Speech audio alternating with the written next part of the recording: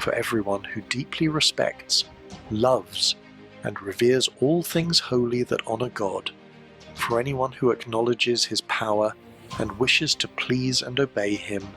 This is the Salvation Report. Salvation.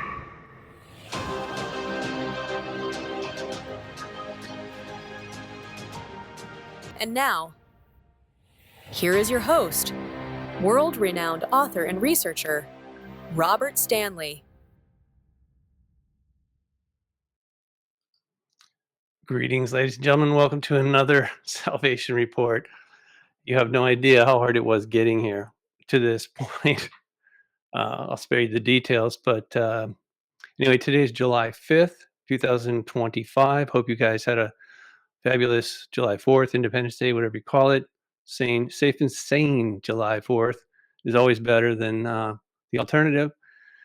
So finally, I told you I was going to start having guests on, and that's been. It's easier to invite people than it is to actually run the software. I love technology when it works, but I'm still learning it. So bear with me if everything just goes completely south. It's my fault at this point because I'm still learning. All right. Anyway, just to be clear about that. Let's see if I get this right too. That always helps. Okay. So I'm going to introduce our guest tonight. His name is Jerry Marzinsky. He's got a lot of letters after his name, so I'm sure those are degrees. He has a BA, an M.Ed. I'll let him explain it. CMP. Jerry is a retired licensed psychotherapist with over 35 years of experience working with and studying the thought process and the voices heard by psychotic and criminally insane patients in some of the most volatile psychiatric institutions in the nation. He was awarded the State of Arizona's Meritorious Service Award while working in the psychology department of a large state prison. He was also awarded the Pima College's Apple Award for the teaching of abnormal psychology. Jerry has held the position of second lieutenant in the Arizona Civil Air Patrol, is a licensed commercial pilot, a certified scuba diver, and a long-distance motorcycle rider, which I'm jealous that he does that, and I don't anymore. He has also served as assistant scoutmaster. His formal academic training comprises a BA in psychology from Temple University, a master's degree in counseling from the University of Georgia, and 2 years of study in a PhD psychology program. He is the co-author of An Amazing Journey into the Psychotic Mind, Breaking the Spell of the Ivory Tower. His website, which I will link below on this page in my Substack, is jerrymarzinsky.com. It's spelled Jerry, MARZINSKY.com. And I'll also link to their book on Amazon, An Amazing Journey into the Psychotic Mind. I remember reading that years ago. It was fascinating. So believe it or not, there you are, Jerry. Amazing. How you doing, my friend? Thank you. Been busy. It's been far too long. Sorry about that. Yeah, a lot to do with you getting me started off. I mean, I think you were the first broadcast that I agreed to, and I think I was still working for the psychology department at the prison at the time. Right.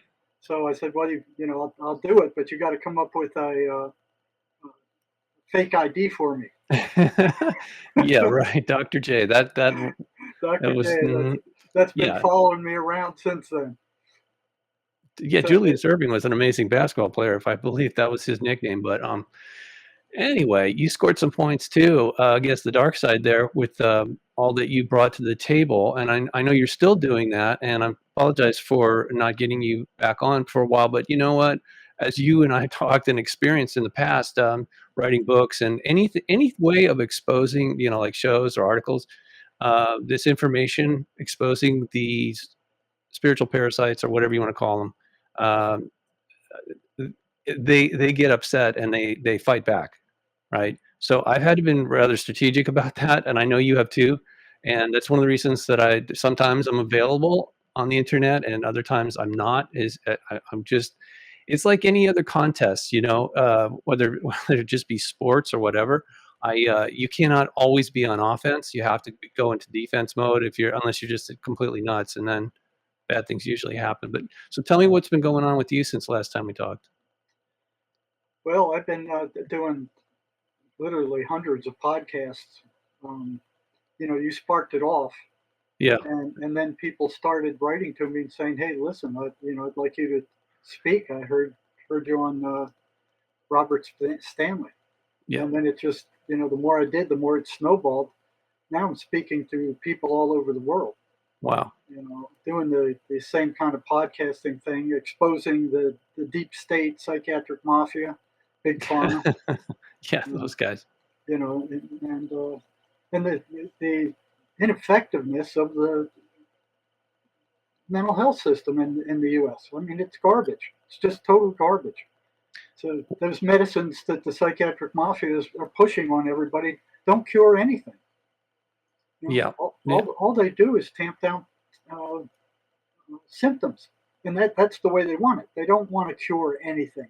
They don't want to lose customers, so they just keep tamping down. Okay, since you brought it up, this was in the news yesterday. This man says in Germany that he heard voices telling him to kill, and it's absolutely brutal. I'm not going to go into all the details. I'll link to it below on my Substack for people that want to read it. But he says right here in court, he said he claimed the voices in his head ordered him to commit the crime, literally murder. Okay. That is not unusual. That happens a lot. And the courts go, "Oh, well, you're crazy. We're sending you to prison."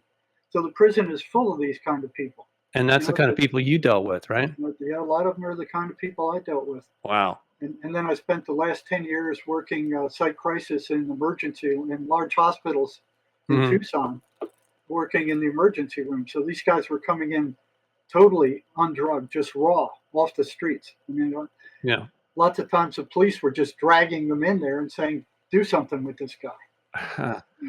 So well, I don't know how it is in Germany, but if that guy did that here, would he be put on Thorazine or something like that? Yeah, the psychiatric mafia will drug anybody who walks into their office. You go into any psychiatrist's office and you will come out with a diagnosis and a prescription. and people don't know. They treat those that DSM-5, that directory of mental illnesses, as a Bible. Mm-hmm. That's the way it was treated in graduate school. It's the Bible. You need to memorize this. You have to know the major categories. It's all made up. It's totally made up by a group of psychiatrists that meet once every 3 years. Yeah. And they make these things up. I mean, it's a scam. Is it just? Well, I think we talked about this before, but it's been a while. So, in your opinion, is this just to sell drugs, or is there's a deeper, insidious undercurrent? Well, they want you to think that they know something. Mm-hmm. Like they know the cause of these mental illnesses, but everything for them comes down to drugs. And you look at their Bible. I mean, back in 1952, there were 106 psychiatric classifications in their DSM. Okay. In 1980, there were 256. Now, in the DSM-5, there's 297, almost 300. Wow. These are all made up by a group of psychiatrists, 2/3 of which are in league with Big Pharma. So wow. I heard that it was like a tobacco barn. They all meet together. They go, "Oh, I got a new mental illness," and they say what it is, and then they determine whether they can make a medicine for it or they already have some kind of drug for it. It's all centered around drugs. That the whole mental health system is it's centered around falsity.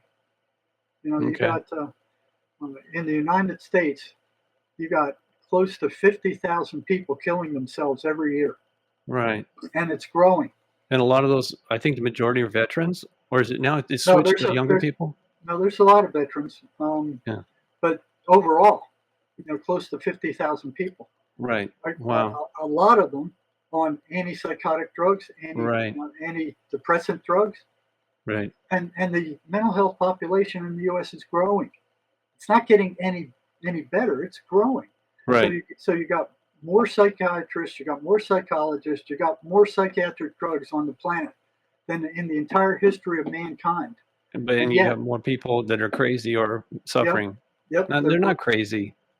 well, they're mentally ill. They're mentally ill. Yeah. Or, Yeah. or, or schizophrenic, and And they're killing themselves. I mean, 50,000 people a year. That's what died in Viet Nam over what, 10 years? that's That's year after year after year after year. This is happening. What does that say about the mental health system in our country well, there's this. and in the Western world even? Yeah, there's a spiritual component. That's how you and I met. Yes. Because I was coming at it from that angle because I don't have all the degrees that you do, but I have some experience dealing with this, and I still remember one of the therapies or protocols that you came up with was a rubber band, which Oh yeah. sounds that just sounds, come on, that can't be right, but it was effective, It right? only works temporarily. Okay, but it's You still know. it was a step in the right direction, at least, that you were able to give them a tool, these people that were suffering, Yeah. and Yeah, give so them some control. what happened when I got out of graduate school? I went to work for one of the biggest psychiatric hospitals in the world. There were Hmm. like 10,000 patients there when I got there. Wow. Every kind of mental illness known to man was somewhere in there. Right. And I was an adrenaline junkie, going, "Yeah, this is great. You know, I'm gonna finally get to look at what this mental illness actually is." Because all through college and graduate school, you could not get access to a mental health population. You know, Wow. you had to believe for 4 years in undergraduate psychology, you had to believe everything that they were telling you was the truth. And I didn't trust the authority as far as I could throw them. So it was real hard for me to just, okay, this is the truth, this is the truth, this isn't the truth. You know, Right. you couldn't get access to a mental health center. You go to a mental health center, hey, I want to talk to some schizophrenia. Oh no, we don't want to take the risk. Or you go to a hospital emergency room. Oh no, we can't let you in here. You know, it's too much of a challenge. It's too dangerous. You know, they will not. In the entire 3-4 decades that I've been working mental health, I have never seen a researcher, a psychiatric or psychological researcher on the front lines ever. They won't allow them in. They got Who's they? the authorities. And I mean, but can you be more specific, please, for people that don't know? Well, if you try to get into a prison and say, "Hey, listen, I want to talk to some of your, psychotic inmates," Oh, I see. you wouldn't ever be given permission. Same thing Okay. with the mental health center. Same thing with a psychiatric hospital. You would Okay. never be given permission. Got You're it. not allowed. So here for 4 years of undergraduate and 2 years of graduate school, and then into the PhD program, even. Mm-hmm. Mm-hmm. We didn't have access to a clinical population so we could see what was going on. You just had to Wow. believe what the academics are telling you. Right. And all the while you're being brainwashed. Hey, this is what's going on. This is what's going on. Right. I remember in undergraduate school in clinical, it was abnormal psychology. The professor assigned us a paper written by a clinical psychologist saying that if, two psychotic patients met and, say they were both thought they were Macron, one of them would have to give way and change into something else. Uh-huh. They couldn't have the same delusion. And even as an undergraduate, I'm going, well, why would that be? They're both nuts. Right. Why would one of them have to logically change into something else because somebody else had taken that identification, which wasn't his in the first place? I mean, it just made no sense to me. So I had no access to see for myself. So fast forward probably 8 to 10 years, I tucked that away in the back of my head. And I was doing rounds on a large psychiatric unit that I was assigned to. And here's one of the patients carrying on a full-blown conversation with somebody or something I couldn't see. Wow. So it was like listening to one side of a telephone conversation. You could hear what the person talking on the phone was saying, but you couldn't hear what was coming in. And I saw that time after time after time, and I'm like, what's going on here? Because what we were taught in undergraduate and graduate school was that the voices were hallucinations. Right. And when you think about hallucinations, you think of like word salad. Just doesn't make any sense. Or dreams that are just the kind of random. That don't make any sense. It's like, but this guy's carrying on a full-blown conversation with somebody or something that I couldn't see. Walking Wow. across and I'd seen that earlier where one woman was arguing with somebody, telling whatever she was hearing that she didn't want to leave the hospital grounds as she was walking off the hospital grounds, carrying on this conversation Wow. with whatever it was she was talking to. So I'm like, what is going on there? And eventually it came to my attention that the voices that schizophrenics were hearing were not random hallucinations. These things were they were coherent conversations. So here's what, let me see. This is from the internet. This is what they know about the voices. This is what the psychiatric mafia knows about the voices. Okay. They're male or female. They can be spoken by a person who is known or unknown.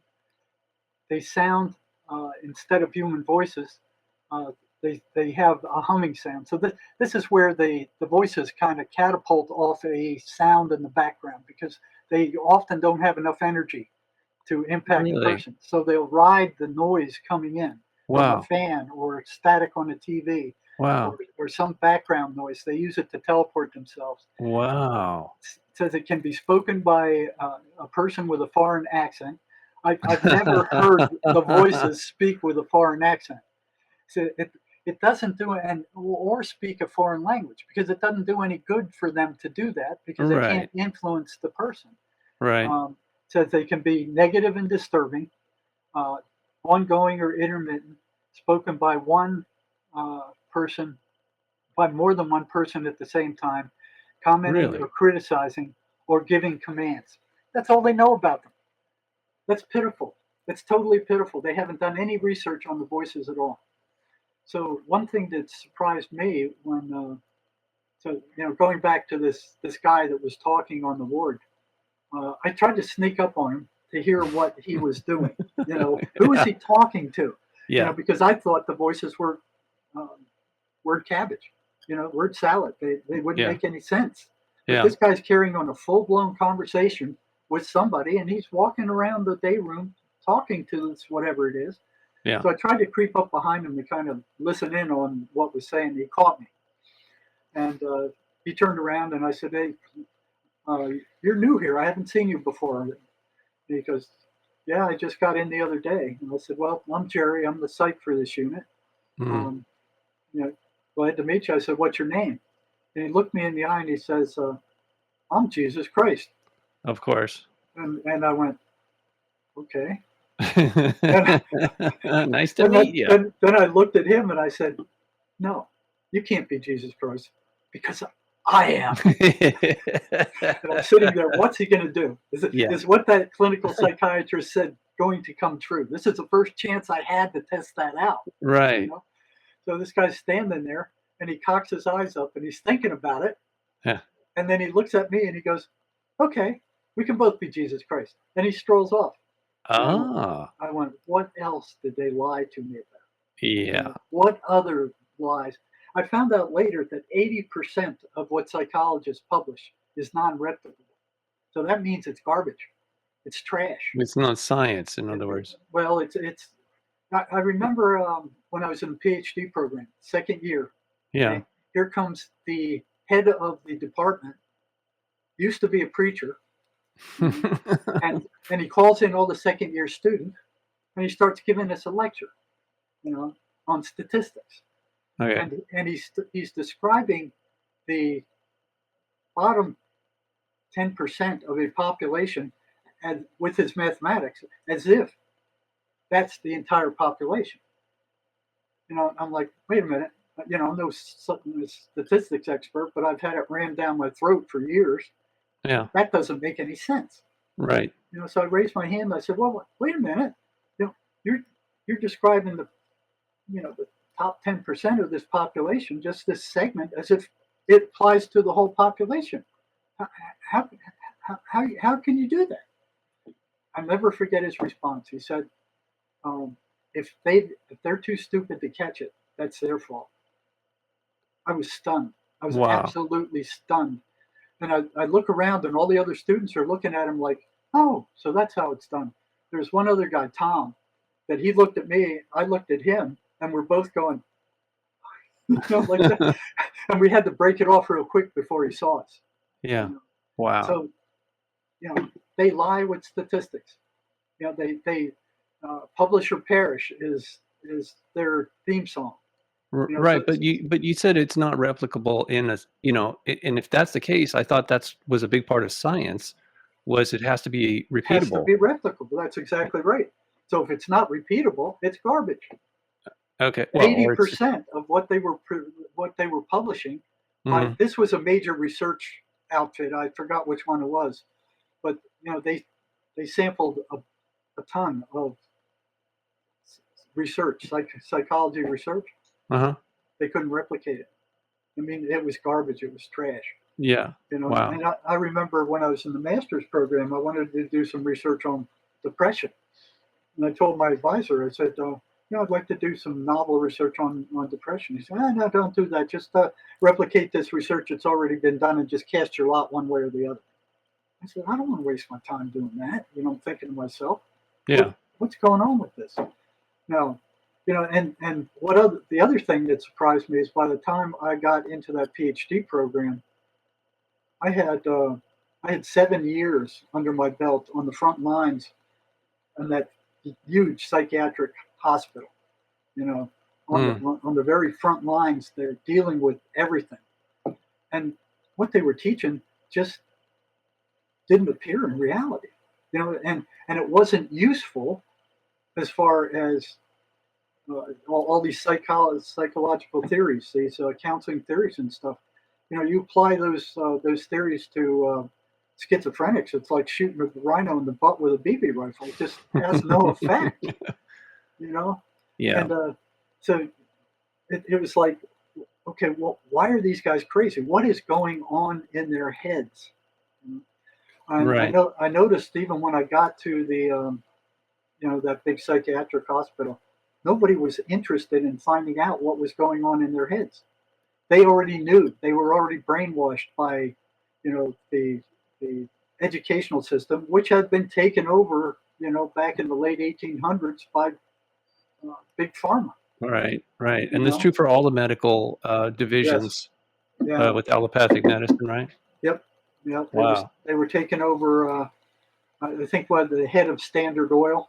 Yeah, Rockefellers. They were taken over by Rockefellers, and Rockefellers paid for this big research project that, attempted to show that the only valid treatment for mental illness is drugs.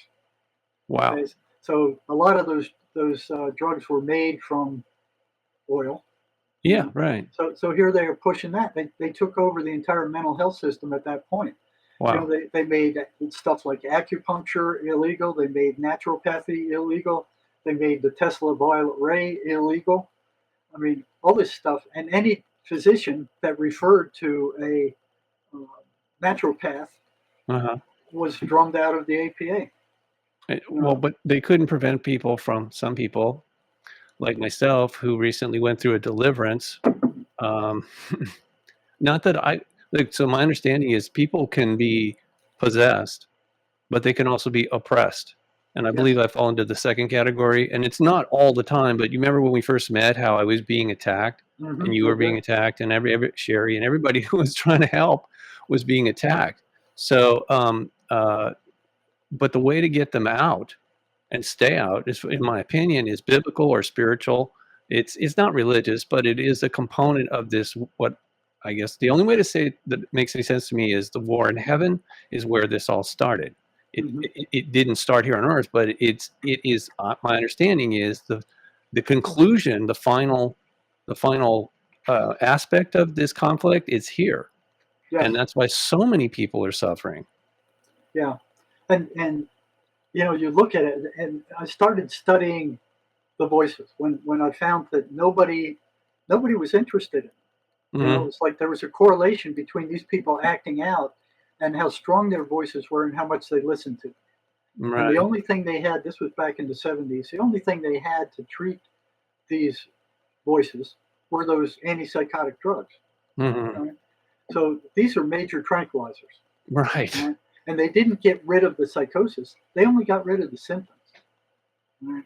Well, And yeah, this, but you told me that it just basically wiped the person out. that turned them into zombies a lot of time. Yeah, like You almost like know, a chemical lobotomy. well, yeah, it was. It Wow. was Well, I like mean, a in some chemical, cases, yeah, sure.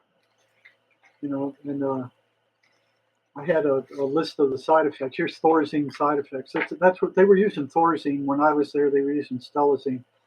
These are the side effects of these meds. So these Okay. meds are toxic. Really? They, Yeah, they no are they kidding. are they are poisonous. And Literally, these yeah. literally, and these side effects are the effects of being poisoned. Yeah. So it's, this is for Thorazine. Um, Dizziness, drowsiness, anxiety, sleep problems, insomnia, breast swelling or discharge, changes in menstrual period, weight gain, swelling in the hands and feet, dry mouth, stuffy nose, blurred vision, constipation. Um, these things can pass through the milk into a kid. Oh, wow. Um, so they are toxic. Other side effects are uncontrolled muscle movements in the jaw, um, blinking movements, darting tongue, stiffness in the neck, um, lightness in the throat, trouble breathing or swallowing, lightheadedness, like feeling like you might pass out, confusion, agitation, feeling jittery, trouble sleeping, weakness, um, seizures, jaundice, low white blood cell count. Oh, wow. That's really dangerous. Yeah, echinacea, uh, constipation, impotence. Um, so it goes on and on. But that's true for all pharmaceutical drugs. They have the tremendous amount of side effects, Yeah, so-called side effects. but not like these. I mean, Not like these this. are heavy duty. Yeah. Now, what they found in the researchers when they got around to doing autopsies on patients that have been in the state hospital for years, Hmm. they taking these drugs. When they did autopsies on them, they found their brains were shrunk like walnuts, one after another, after another, after another. So they published their findings, and they went, "Well, we're finding this with people that are on phenothiazines, but all these other different kind of mental illness patients, they don't have that effect. It's only Are the you ones that are taking antipsychotic drugs." are you saying the size of a walnut? No, No. like a walnut, Oh, not the it size was of a walnut. They're he- shrunk. so it looked more convoluted or something like a Yeah, walnut. Yeah. yeah. Okay. It Huh. wasn't the size of a walnut, but Okay. it was significantly smaller than the human brain should have been. Okay. Well, that's not good.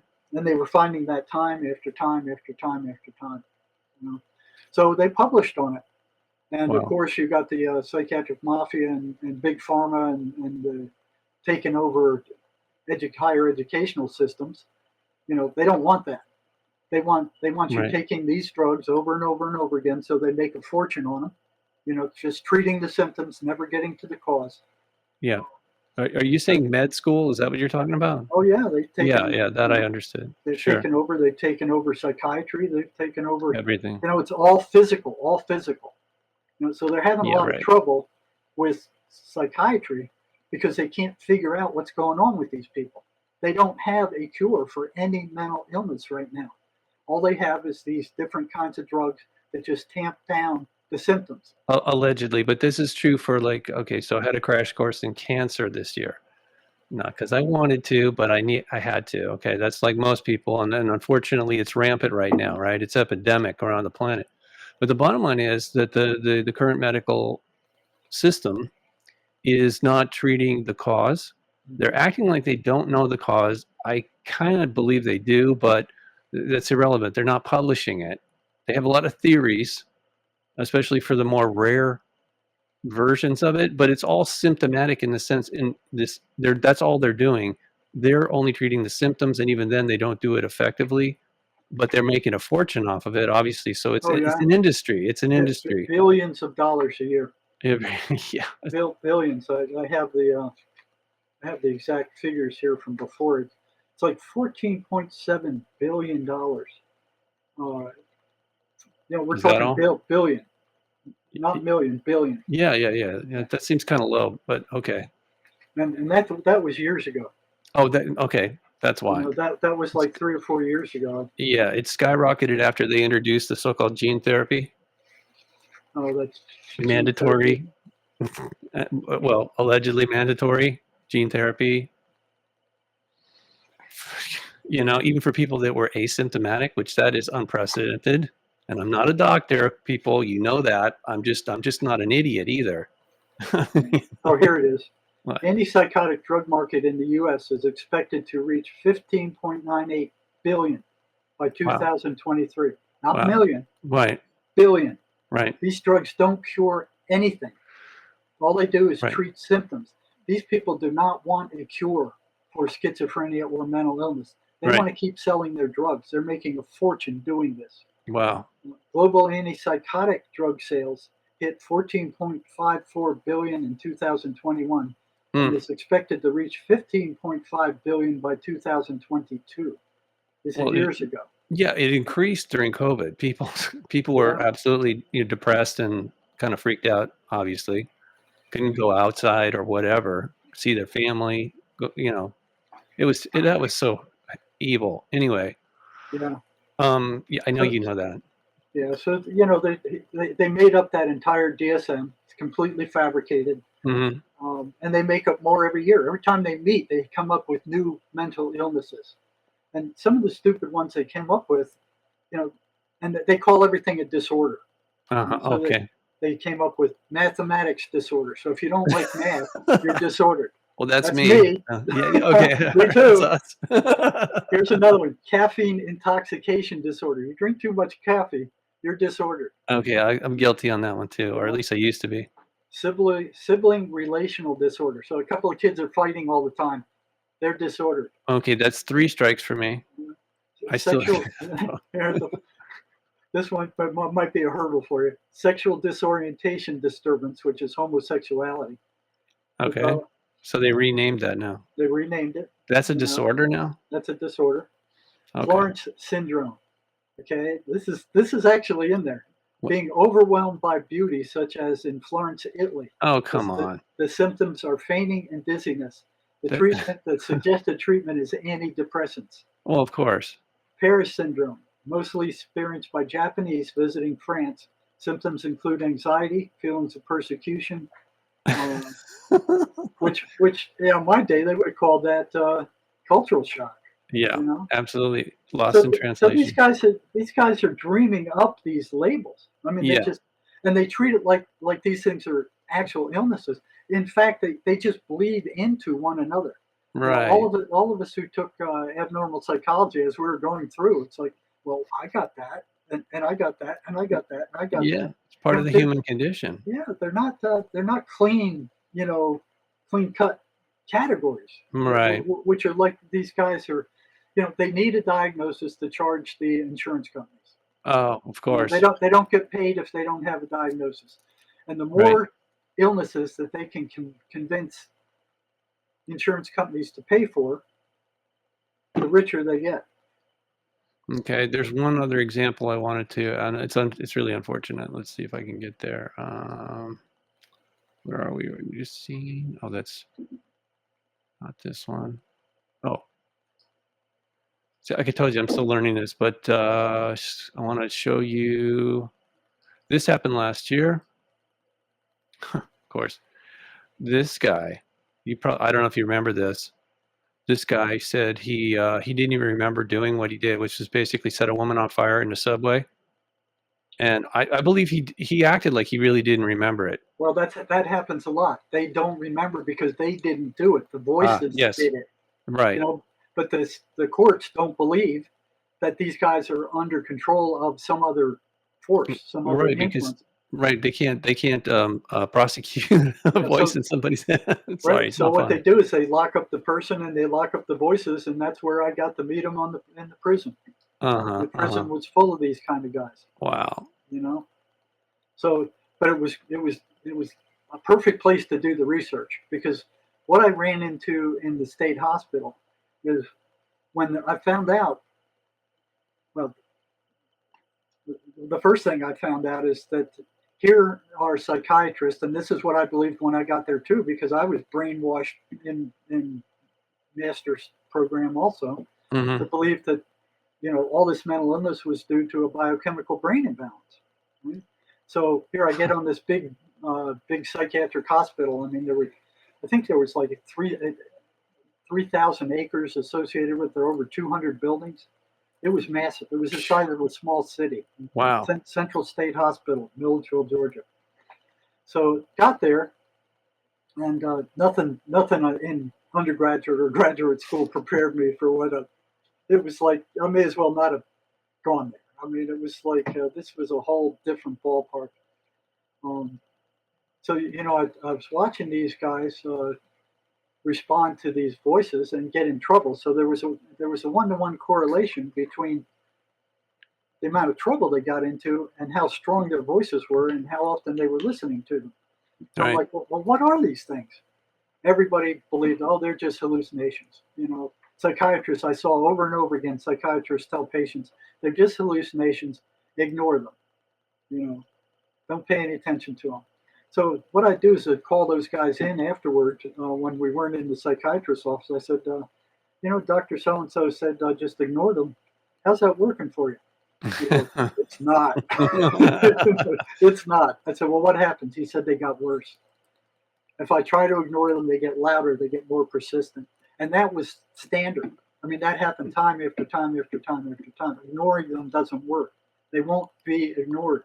They get louder, they get more persistent, they get more aggressive. And that's an indication of a personality Oh, yeah, type. Yeah. that's a personality type. It's a nasty one, you know. Yes. Yeah, control. We call them control freaks, but or whatever. You probably have not whatever the other terminology, but it just sounds to me like, why would a person hallucinate like that in that way? Doesn't make any sense. Well, you go, and that's one of the first things I noticed with these things was that they were consistently negative. When I started Ah, asking patients about, you know, what are they telling you? What's the deal? Now they didn't want to tell me. I found out later that the voices didn't want me to know. And there was one right. guy that told me, he said, the voices told me not to talk to you. They said you already know too much. Whoa. And I'm like, that's a hallucination saying that? No. So that blew me. But I didn't want to believe that these things were anything but a hallucination, but I Yeah. wanted to see what they were saying. So I ran into a lot of resistance because, first of all, the psychiatry used us, the master's level people, as spies. So if we spotted a mental patient who was getting out of control, it was our job to turn them into psychiatry, who would then call them in and drug them more. Wow. Okay, so it all revolved around drugs.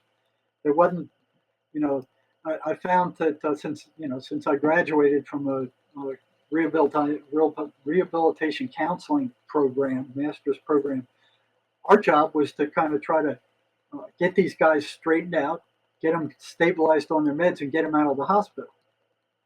But And what then I what? And then well, what? we would train them. I mean, so we would, Oh, they had vocational classes like okay. beautician or auto mechanics or janitor or something like that. Okay. I So, would not so, want anybody like that messing with my car. Sorry. so our job was out in the units, out in the psychiatric units, was to hunt these people up and send them into the vocational rehabilitation program for Uh-huh. training. You know, and of course they needed to stay on their meds. Probably the most advanced, the best candidates were the schizophrenics when they were on their medications. Huh. They could function relatively normally.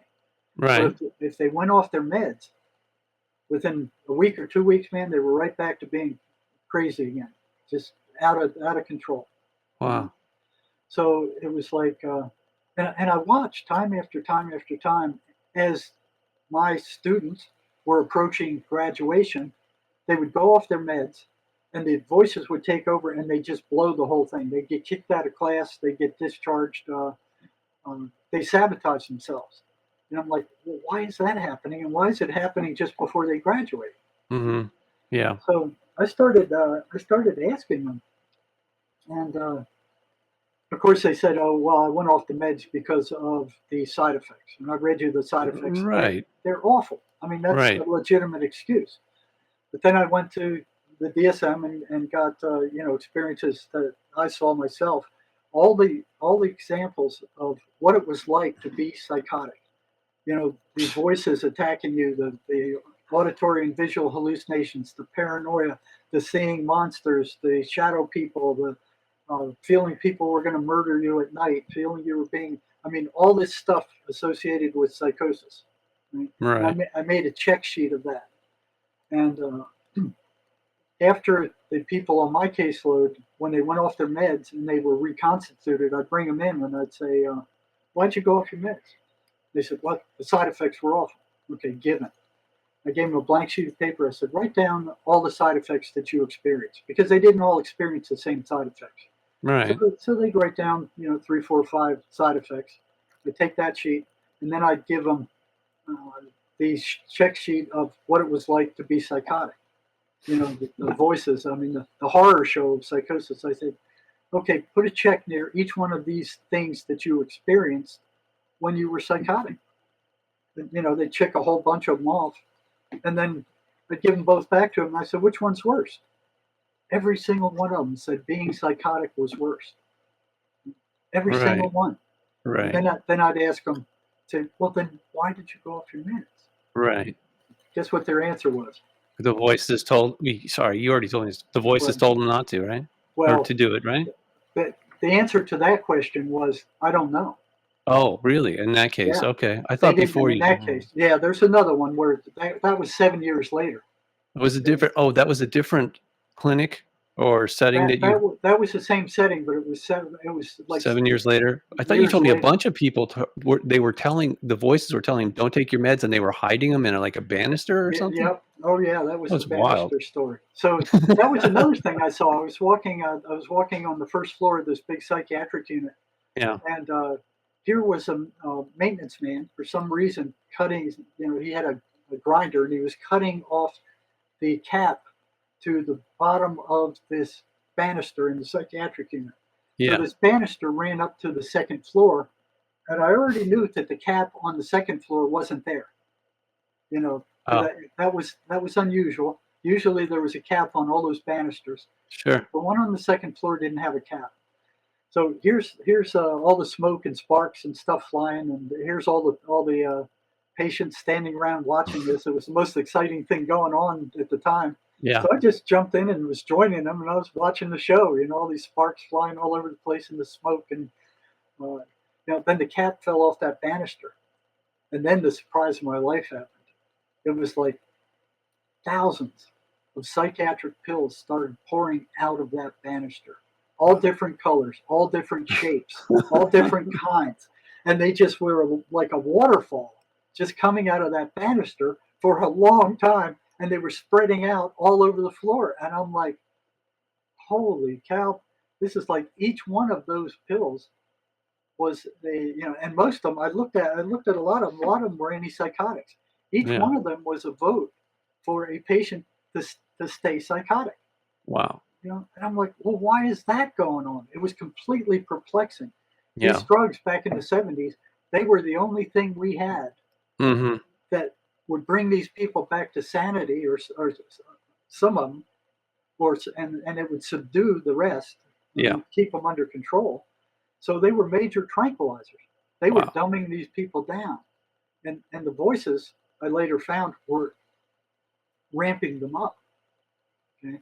Yeah. So I was like, well, why is that happening? Why are they choosing to remain psychotic? So I would started asking them, and they'd say, well, it's the side effects. And then I gave them that second sheet of paper with all this, symptoms of being floridly psychotic. They all agreed that being psychotic was worse than taking the medicines. Wow. And then I'd say, well, what? Why didn't you take your medicines? Mm-hmm. They would say, I don't know. Every single one of them would say, I don't know. That went on for 3 freaking years. Wow. I felt like a lunatic asking them over and over again, giving them both the sheets. Yeah. And why'd you go off your meds? I don't know. Or they didn't want to tell you. Well, it felt like honestly they didn't know. Okay, but So at you the end found of, out eventually. yeah, at the end of 7 years, and I heard before, that a lot of these guys felt that the psychiatrist was poisoning. Well, they were, right? Yeah, they were. These drugs are toxic. They were. But this one gal, this was the 7th year I was there. She went off her meds for the 3rd time, and she was doing good. She was about to graduate with a full degree from the cosmetology program. She could become a state licensed cosmetologist, and she blew it. So I'm like, God darn, what's the deal? So I had to call her mother and tell her, listen, we're discharging your daughter. She went off her meds for the 3rd time, and if she won't take her meds when they're being handed to her on a platter, she's not going to go through the trouble to go to a mental health center and get them somewhere else. If she's not taking them when they're being handed to her, we have to discharge her. Wow. So the mother just begged me. She said, please don't do that. I can't deal with her. I tried before. I can't do it. I'll come up there and we'll find out why she went off her meds.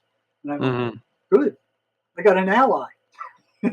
Somebody who's going to help me try to find out what the frick happened with these people. Yeah. So I said, come on up next Friday and we'll talk to her in the afternoon. So she drove. It was a long drive for her, like 3 or 4 hours. She drove up here, and I was sitting talking to her, and then we brought the patient in, and told her, hey, you're about to be discharged. Your mother and I both want to know, why did you go off your meds again when you knew what would happen? This has happened to you numerous times before. You knew that if you went off it the 3rd time, you already had 2 strikes against you, and you did it anyway with a 3rd strike, and now by regulation we have to discharge you.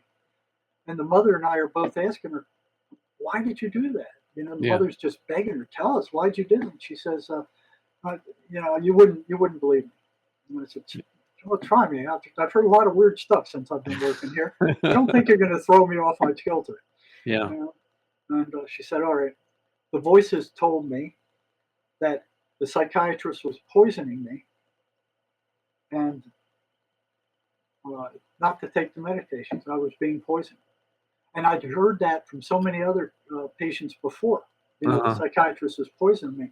Right. One thing that really puzzled me is that back in the 70s, we didn't have cell phones. We had the dial-up phones. So everybody would meet in the central kitchen since there was no McDonald's in town. I mean, this was a small town in the middle of Georgia, in the middle of nowhere in the sticks. So we all ate at the central kitchen there, and people from all the units all around the hospital would meet. And one thing I found was that the psychiatrists were always getting assaulted. Not psych nurses, not psychologists, not counselors, not regular nurses, not chaplains, nobody. It was psychiatrists. And I'm like, why psychiatrists? They're only spending 15 or 20 minutes a month with these people. What the frick are they saying to these people in 20 minutes or 15 minutes? They're just getting them assaulted. It clicked into place when she said, the voices were telling me that the psychiatrists are poisoning me. Yeah, so I've heard that before, which they are. They were, yes. Which they were. And the voices pointed to the side effects of those medications that I read you as proof that they were being poisoned, and indeed they were. Yeah. Those medications were toxic, and I already told you about the long-term effect of them. They destroy your central nervous system. This is irreparable damage with long-term use. And here's psychiatrists telling patients even now, you're schizophrenic, that's a life sentence. There's nothing else you can do about it. Wow. All you can you just take our toxic meds and come in and pay us $200 every month to prescribe them for you. And on top of that, the big pharma, you're talking about maybe $800 for if you didn't have insurance, Oh, for a month's worth of these pills to keep you sane. wow. Right? Plus another 200 or so to see a psychiatrist. So you're talking $1,000 if you don't have insurance to stay sane for a month. You go across the border to Mexico, you can get the same drugs manufactured often by the same drug companies for $75. That's how bad Per month? big for a month. Huh. Yes, Wow. that's how bad Big Pharma is ripping off the people in the United States. Trump just caught up with them just not too long ago and made an order saying you Big Pharma is not allowed to charge U.S. citizens any more than the lowest paid country is being charged. Yeah. And they were still making profit even then. Yeah, of course. So thank God he stepped in. And you wonder why the medical bills in the U.S. are so astronomical. It's because of this friggin' fraud. Yeah. I mean, they're just so fraudulent. Yeah. And So they're making a fortune. okay, so we've discussed how this subdues or sedates people, the pharmaceutical drugs. What about illegal drugs actually amplifying the schizophrenia or these voices or non-physical entities? Yeah, schizophrenia is not a physiological problem. Okay. Okay, that's one of the things that I saw. They hammered into our heads in graduate school. Schizophrenia is a biochemical brain imbalance. And that's what all that you look it up on the internet. They're still telling that To this lie. day, yes, I To know. this lie, they're still telling that to this day. Yeah. But one thing I noticed is when I was in the psychiatrist's office with my patients, and they were being evaluated, the psychiatrist go, well, you're hearing voices and kind of ask them some of those things about schizophrenia, some of the symptoms. And then right away, they prescribe a medication. And after I saw this a few times, I'm saying, well, if schizophrenia is a biochemical brain imbalance, why aren't these guys given some kind of lab test to find out what chemicals in the brain, which neurotransmitters are out of kilter by how much? Right. Never happened. It's like, what about a lab test? I mean, what about EEG, EKG, some kind of objective test to determine which chemicals are out of balance by how much? Right. Didn't exist. Never existed. They don't even know what the chemical balance of the brain should be. Yeah, that'd be kind of hard to out measure. Of balance. Yeah. So that friggin' thing was made up by Eli Lilly back in the 70s. Whoa. Yeah, totally made up. Nazi scientists, yes, why not? I had the paper on it somewhere. So Jerry, I remember you saying that we had this conversation years ago. People that do take meth or cocaine, and that's what I was asking you before. Doesn't that amplify the control of the voices on the people that do the drugs? Well, it makes them worse. Yeah, that's what I'm saying. It amplifies. What was so strange about it was the prison started filling up with drug meth addicts, right? And they were just as psychotic as the people coming in who were psychotic. It was I see. And talking with them, it looked like there was something about the meth that opened them up to these negative entities. And what they described was that they're getting high on meth. They had a good time. They were living it up, and they were feeling good. And then they started hearing voices while they were high. And then they went, well, that's just a hallucination. When they come, they're thinking when they come down, they'll go away. And they did. And that might have happened for, 15, 20, 100 times. And then one day, they didn't go away. And they were stuck with them. They were just as psychotic as any psychotic in the state hospital.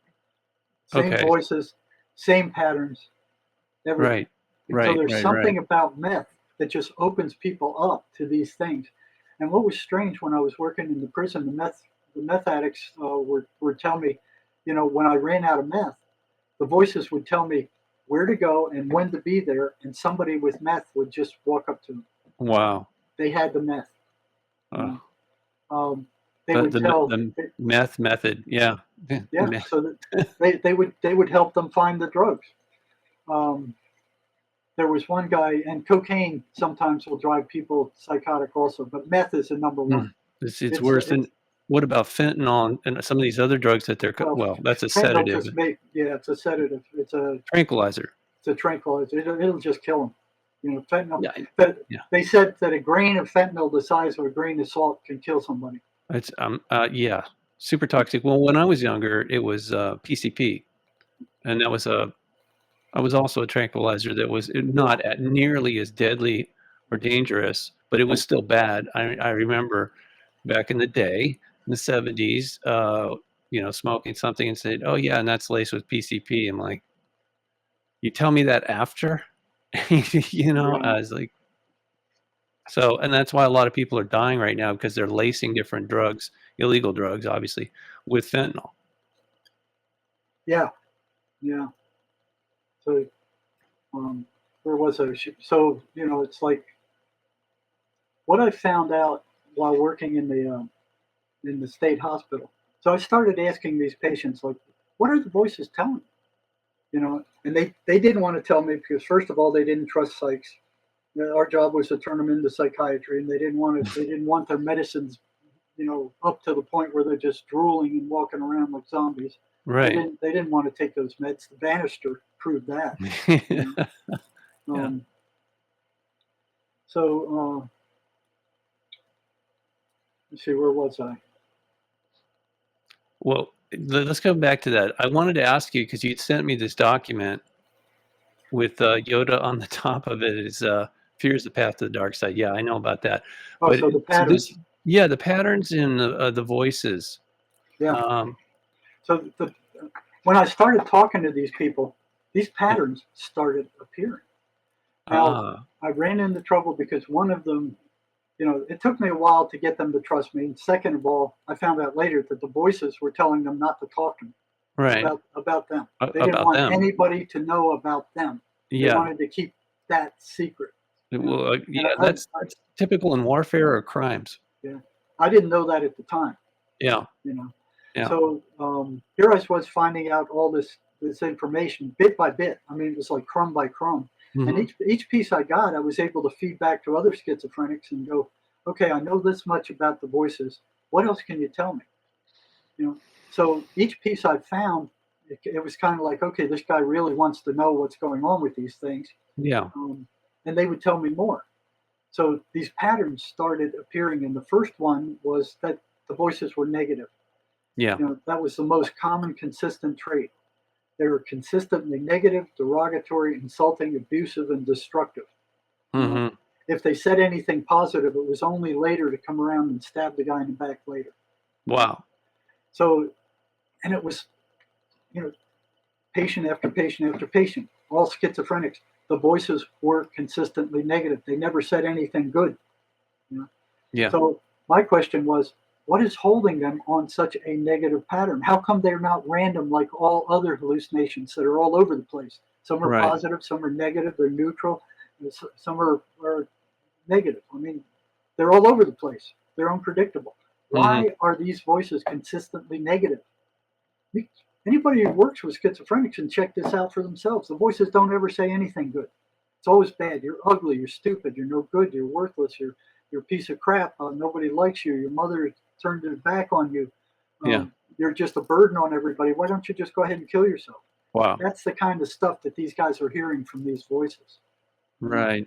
Or just go ahead and use that drug. You know, stop taking these psychiatric meds. At least take a drug that makes you feel good for a little while. You know, don't be taking this garbage.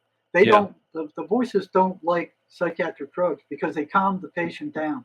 Right. But they like the other drugs, the amphetamine style drugs, right? Yep, they like those. They really get off on those, you know. So here's this pattern that appears all of a sudden, and then a second pattern appeared. You know, they're anti-religious. So what I saw on the when I was working in the rehab center, the psychiatric rehab center, when the chaplain ran a ice cream social down on the in the auditorium and invited all the patients, the only ones that didn't go were the schizophrenics. they sat in their beds and they were staring at the ceiling, or they were watching violent shows on TV, or reading, Hmm. murder mysteries or something like that. It was always negative stuff that they were, Yeah. I noticed that the first time. I said, that's odd. Second time I went, that's real odd. It's the same thing again. Third time I started asking them about it. Hmm. And they said, uh, well, we don't believe in God. I prayed to God before, and He ignored me, and there's no God, and I don't want anything to do with Jesus or God or the Bible or anything like that. Right. So one guy came to me and he said he repeated the 23rd Psalm when the voices were irritating him, Yeah. and he said that the voices reacted like worms thrown on a hot frying pan. Wow. So I went, well, that's interesting. What kind of hallucination would be anti-religious? So I Yeah. started asking these guys, like, did you ever go to church, while you were hearing the voices? And they go, oh, yeah, yeah. So that broke out down into 3 categories. If the Wow. voices were weak and they went to church, the voices would shut up. If the Wow. voices were moderate strength and they went to church, they would kick up, they'd get louder. They'd start mocking the preacher. They'd start mocking Christ. They'd say stuff like, Jesus couldn't even save himself. What makes you think he's going to save you? Wow. I've heard that over and over again. I mean, that's one of their favorite lines. It's like these guys were, it seemed when you look at these 23 patterns, it's almost like they were made in some cosmic cookie cutter. Yeah. Because they all of them are running the same patterns. Right. The ones that, I questioned in Georgia, across the United States. Now I'm in Arizona, so 2,500 miles away. The voices of schizophrenics here are saying the same exact things. Distance doesn't matter to them. It's the same friggin' patterns over and over and over again. So, like I said, it's like they're made in some cosmic cookie cutter.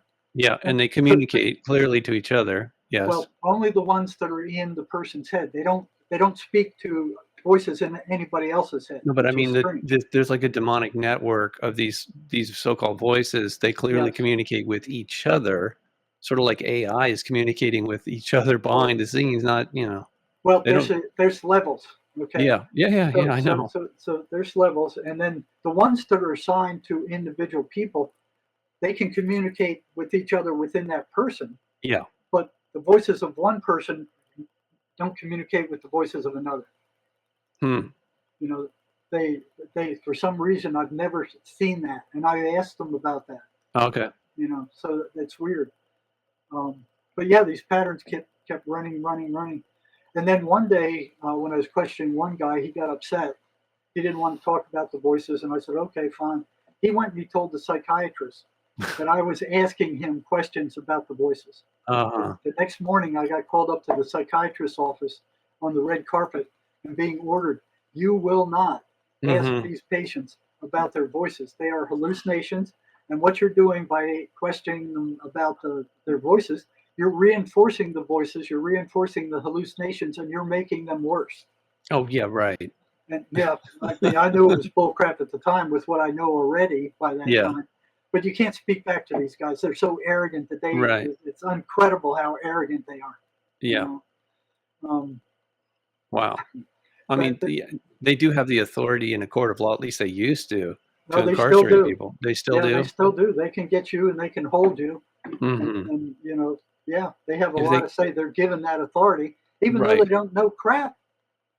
They know about the patterns. They can determine whether the guy is dangerous or not from the patterns, but they don't know anything about the voices. So, as I learned more and more about the voices, I was able to diagnose these guys as to whether they were a threat or not, based on the strength of the voices and the patterns they were running. Yeah. So that came in real handy when I was working in the emergency rooms, determining whether they should be hospitalized or not. And that's where the snap of the rubber band came in when I went to the prison. So I had to go into first gear while I was in the psychiatric hospital because I knew the psychiatrist, and I ran into enough trouble with another one. So they're all thinking the same way. Yeah. And I think part of that was because they were being assaulted by schizophrenics. Oh, so they were afraid of them. They were afraid to ask them or pressure them a little bit to try to find out anything. And they weren't looking for anything anyway. They thought they had the answers. Yeah. Well, the voices are schizophrenic, it's a biochemical brain imbalance. And, that's what it is. But this biochemical brain imbalance it's a freaking lie.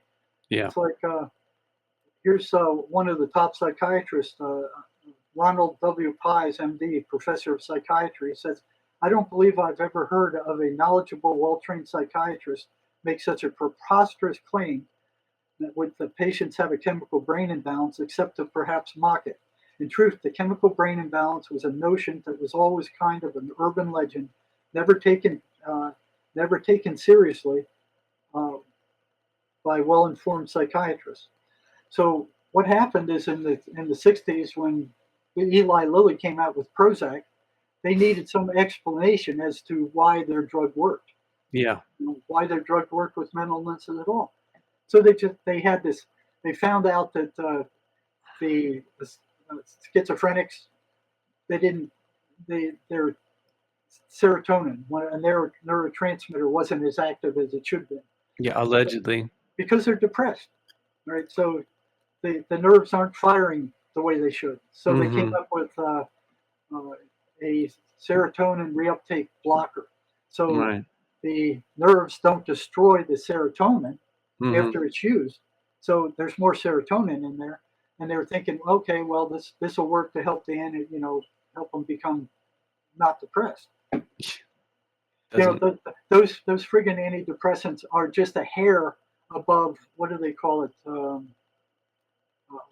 Where you believe you're taking a pill. Oh yeah, give you a sugar pill. Placebo. They just work slightly above the effect of a placebo. Wow. They're not very effective at all. But these guys are making a fortune selling them. Okay? Yeah, right. So here they didn't have a reason as to why they worked. And they didn't know why antipsychotics worked either. Antipsychotics were discovered in a dye lab in Germany when the people working in the dye lab were getting all gorked out, and they didn't know why. It was something in the dyes. So a French chemist, I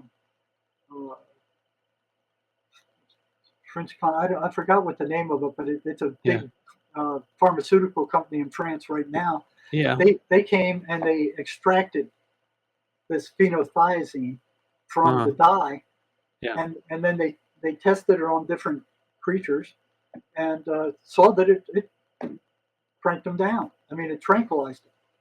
So they wanted to try it on hospitals in Europe, but the Freudians had control at that time, and they wouldn't let them give it to them. So they came over to the United States with these phenothiazines, and they gave it to a mental hospital population, and they all became, sedate. They're all walking around like. I wonder what would happen if they give them methylene blue. I don't know if you've had any of that, but I've been taking it. It's What does it do? I've heard of it. It's a dye. Look, there's a lot of claims about it, and anybody who's watching this show, if you're on SSRIs, do not take methylene blue. Talk to your doctor first. And but it supposedly cleans out the mitochondria.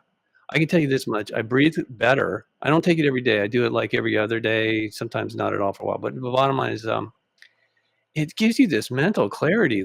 And I don't even know how that's happening, because it's not like caffeine or anything like that. It's not a stimulant, but I noticed that I have more endurance when I do workouts, and just the mental clarity is no joke. I mean, it's hard to describe, but it is also naturally, if you can think straight and you have a little more oxygen in your system, you're going to feel better. So it is a bit of a mood enhancer, but it's not a drug per se. But it is a dye. And I think it's sulfur based. So I've learned a lot about sulfur based things, like recently DMSO, which is derivative of wood pulp. And it's heavily, the main component in there is sulfur.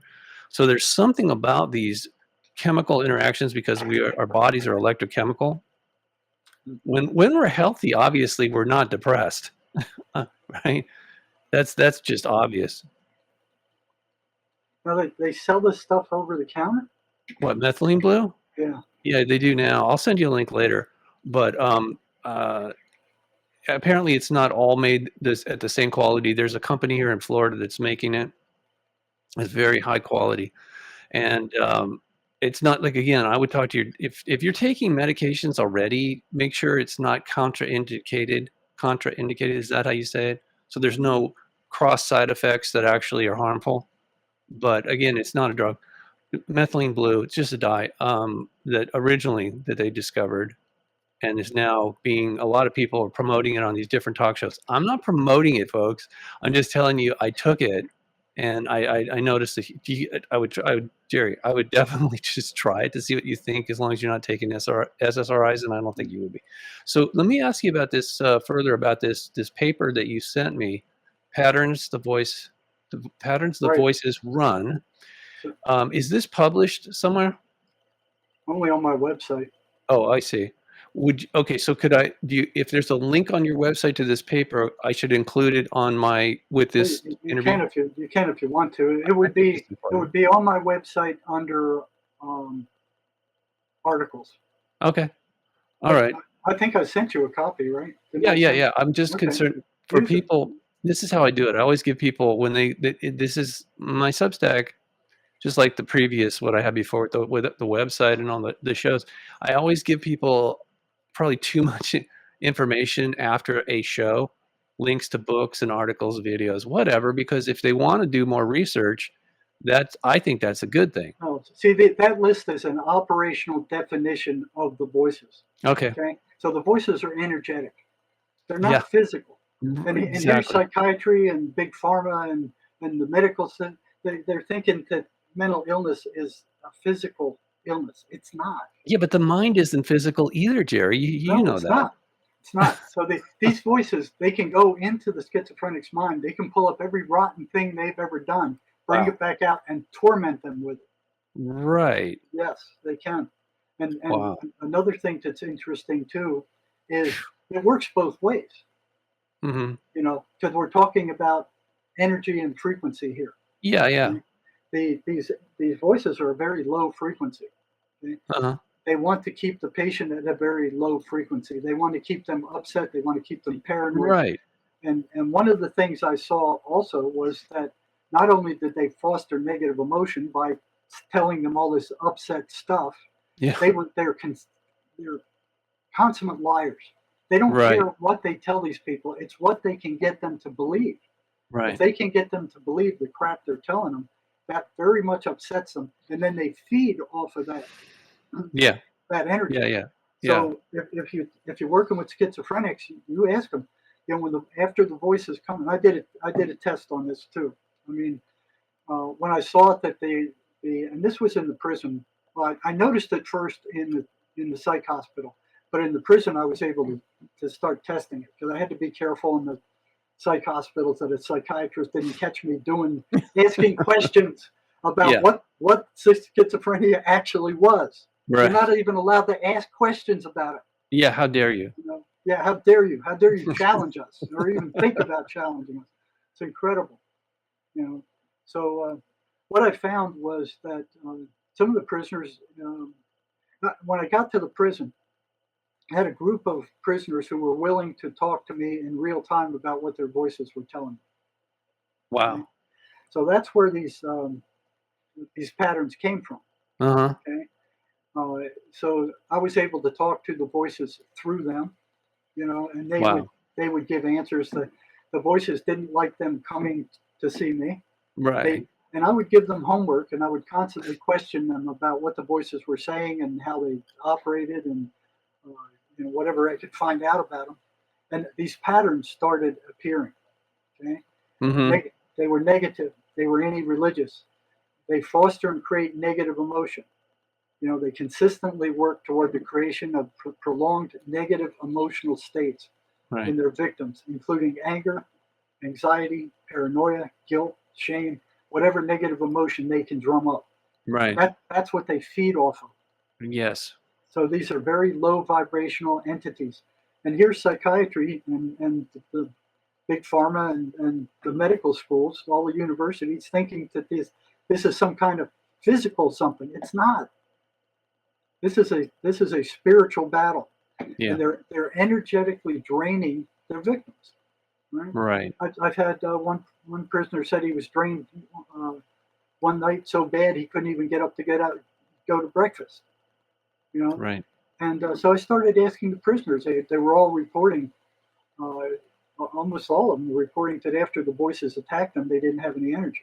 Yeah, well, that So, happened to me when after I first met you, and I said, "Sure, I'll help you with your book." Yeah, they're like, "You think so, huh?" yeah, I Yeah, remember well, that. yeah, and then they're like, "Well, okay, then you're not gonna get any sleep. We're gonna torment you," and they did. I mean, ways that I didn't even know was possible. The electricity in Yeah. my teeth, in my throat, in my brain, like lights going off in my head at night. That was crazy. So, Well, I had them come when I was working with a patient over the internet. Okay, mhm, they came mhm. through the freaking screen. I could feel them right You through the could? screen. Yes, I was like, Wow. I haven't felt this since I was in the ER. Wow. There was one time I was on my roof meditating, and boom, they were there. I can't see them, I can't hear them, but I can feel them. Right, right, You know? right, right. So I developed that while I was working. The last 10 years I worked for somebody else was in the emergency room. All the major emergency rooms around Tucson. Mhm. You know, so I can. The feeling is there's no other feeling like it. It's like this icky electrical feeling. Yeah. You know, it got to where I could feel them uh, so acutely that people being brought into the ER who were psychotic and trying to hide it. I would ask them, "You hearing voices?" And they said, "No, I'm not hearing voices." And I would tell them, "Yes, you are, and this is how strong they are." And they'd go, "How did you know that?" Wow. I mean, it was like, it was ridiculous. So these, I think that's why in the Bible they call them unclean spirits because they really are dark and dirty oh, and they are, very negative. they're awful. They're just awful. So these patterns went on and on and on. They foster and create negative energy. They energetically drain their victims. Right. Okay, but the victim doesn't realize that because they're feeling so bad all the time anyway that Yeah. they don't notice that they're being drained. And the ones that are being drained constantly, Yeah. so they're hearing the voices all the time. They're being drained constantly. Wow. They feel bad all the time. But the ones where it was most noticeable is where the voices attacked, drained them, and then disappeared for a while, and then would come back later when they needed their fix. Whoa. So I would ask those guys. I'd go. I did another questionnaire. Yeah. 1 to 10. I go. How much energy do you have before the voices come, and how much energy do you have after the voices come? Mhm. And it was 1 to 10. It was subjective, and it was consistently less energy after the voices came. And I think at that Sure. time we ran an analysis of variance on it, and it was statistically significant. Yeah. But Yeah. the patients didn't realize that because they were feeling so bad all the time anyway, Sure. that this was just another bad thing that appeared. It was just Yeah. part You of the can't mess. you can't You know, think straight. I mean, you I can't think. know. Yes. You don't really think straight when when they're doing that to you Yeah, after a while. so I'd ask them. I said, uh, "Okay, after the voices come, you feel drained. Were you doing anything to um, expend that amount of energy?" "No." So, "Well, what were you doing?" "Well, I was laying in bed all night. I was tossing and turning." Yeah. And how'd you feel? They said, "Well, I felt like I was working with a pickaxe out in the hot sun all day." Oh my. That's actual words of one client. Yeah. But the pattern was the same thing. After the voices attacked, they were energetically drained. They Yeah. couldn't get out of bed. They couldn't function. They didn't feel good. They had no energy. So I don't know if we ever discussed this before, but I told you about my experience, the first one that really was transformational for me with that young boy who was bleeding to death. And I saw those parasites manifest in the room. I think they were there all the time. We normally don't see them, like you said, but something about the trauma of that moment, the adrenaline, whatever it was, I was able to see them briefly, kind of hovering, and they were spherical and dark. I'm not saying that's all that I'm not saying all unclean spirits look like that, but my impression now, after so many years of retrospective analysis, is that those things are like what we see honeybees. They go and collect the pollen and take it back to the hive. I believe those particular parasites, unclean, whatever they are, spiritual parasites, they collect negative energy that's emitted by DNA, human DNA when we harm ourselves or others or both, and they collect that dark energy, that dissonant energy, and they take it somewhere else. That's Well, just it's just an insight. I could be wrong. well, no, I think you're partly right there because I remember I was talking to one. I'd spend hours with these guys. I mean, Yeah. the rest of the psych staff, they couldn't stand them for 20 minutes. They didn't Yeah. know what was going on with them. They had no idea what the voices were. They just, are you suicidal? You're homicidal? No, okay, get out of here. Yeah. I'm picking their heads sometimes for hours, Yeah. talking to them. And what I found is one guy who was, he was getting better. And we got rid of, he had two voices that were plaguing him. We got rid of those two. And then that's the only two that he had been telling me about for months. Yeah. And finally, we got rid of those two. And he was clean. He no more psychosis. And then all of a sudden, right after we got rid of the last one, and both of us thought that was all he had. A third one appeared, and he said another one just appeared. And I said, "Well, who's that one? Where'd he come from?" He said that was their boss. Oh no. So they have, what do you call it? A hierarchy. Hierarchy. You know who told me this recently is my pastor who Did he? does deliverance ministry. Yes, he told me exactly what you just said. They have a hierarchy, and this Yes. guy was pissed that we had gotten rid of. Yes. his two workers. That's also what my pastor told me. And They punish the lower ones if they Yes. don't perform. They tell the lower ones that they have no light in them, and if they don't do what they're told, they will cease to exist. Whoa. That's what they tell them. Okay. So they're terrified. They have no, and they're told that the light will kill them or hurt them. Wow. So they don't want anything to do with the light. The light, meaning God. Meaning God.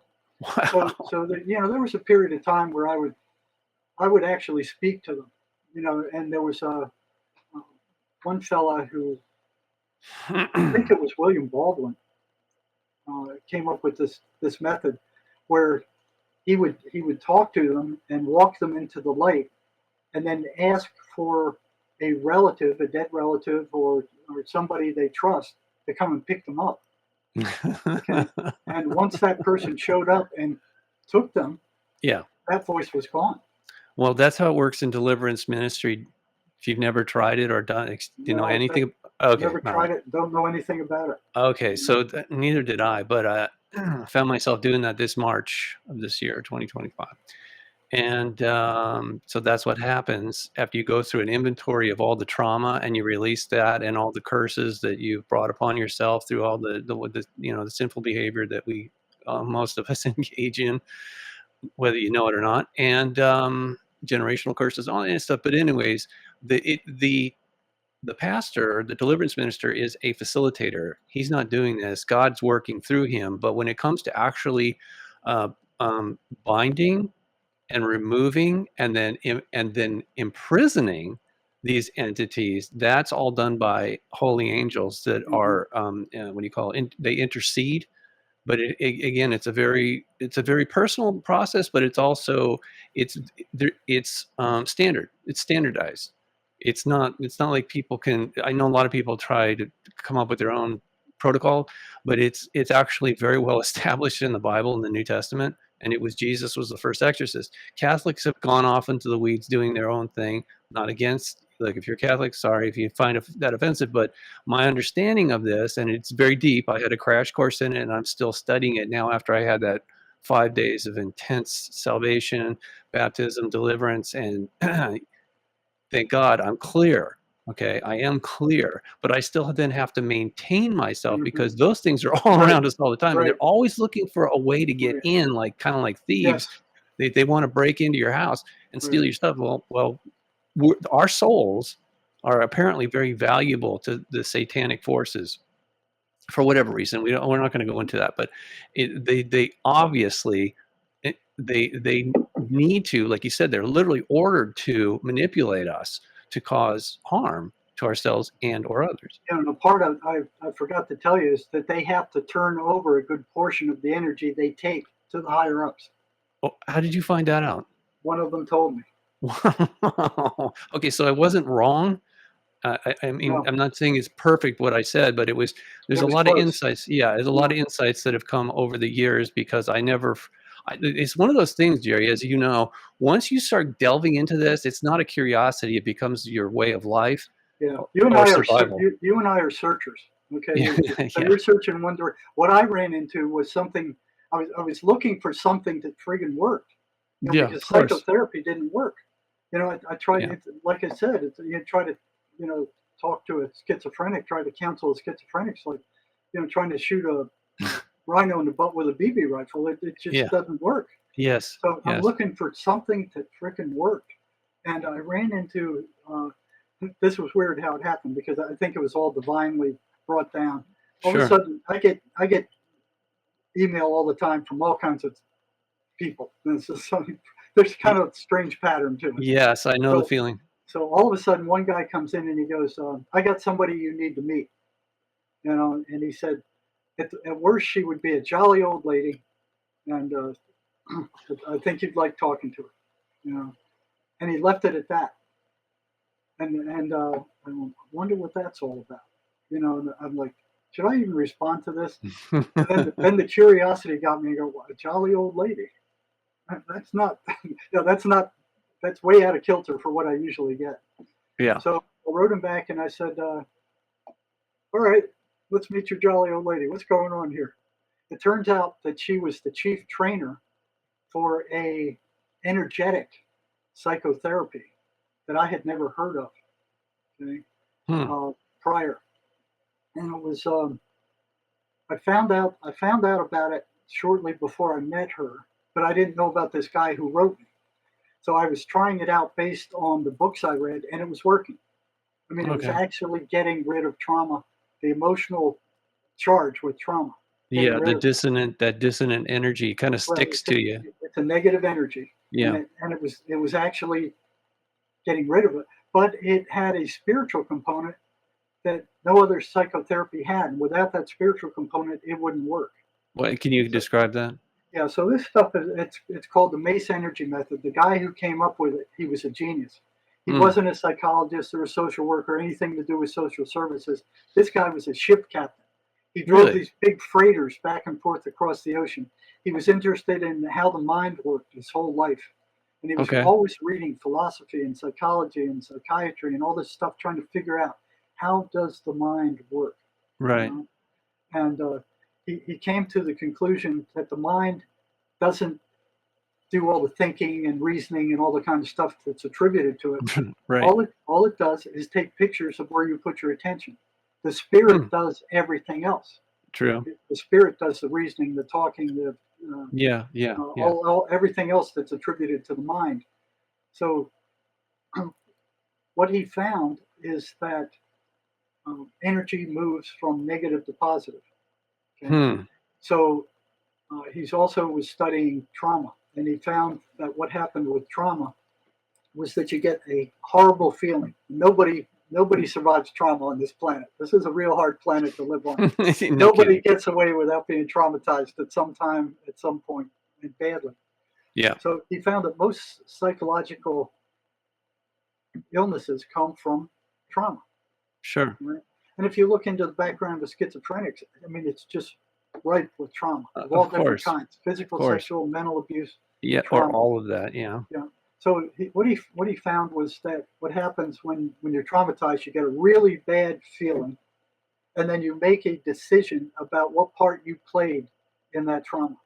Right? And that decision is never a good one because you don't make good decisions when you're in a traumatic state. Right.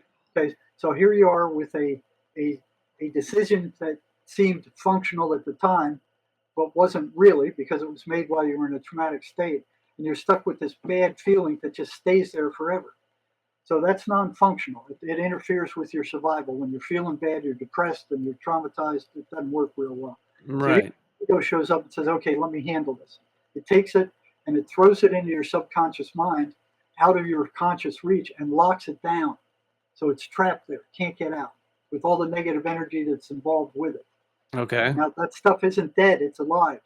So the way it functions is that when anybody in your psychic sphere shows up that is similar to the person that caused that trauma, they call it a negative identity that's trapped there in your subconscious mind. That thing triggers, and it orders you to either attack that person or run from them or to avoid them.